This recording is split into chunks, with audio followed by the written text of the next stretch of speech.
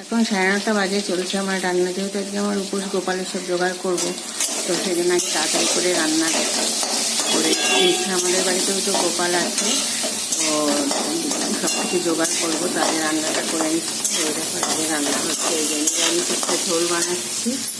এই বড়ি দিয়ে একটু জলে ভিজতে দিয়ে দিয়েছি। এখানে শাক ভাজা হবে, ওলের রসা হবে, মাছ দিয়ে। আমার হাজব্যান্ডের জন্য এগুলো রান্না করছি।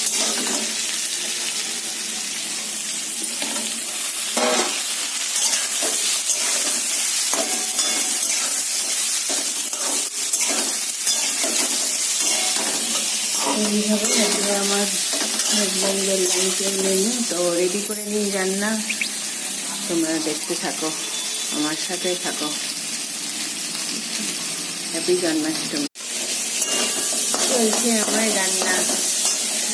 এটা মাছ ভাজা হয়ে গেছে, চিংড়ি মাছ ভাজা। ওর ভাজা মাছের মানে সেদ্ধ করে ভাজা করে নিচ্ছি, তারপরে ওলের রসা বানাবো। এদিকে নিরামিষ ঝোল হয়ে গেছে, শাক, এদিকে ভাত হচ্ছে।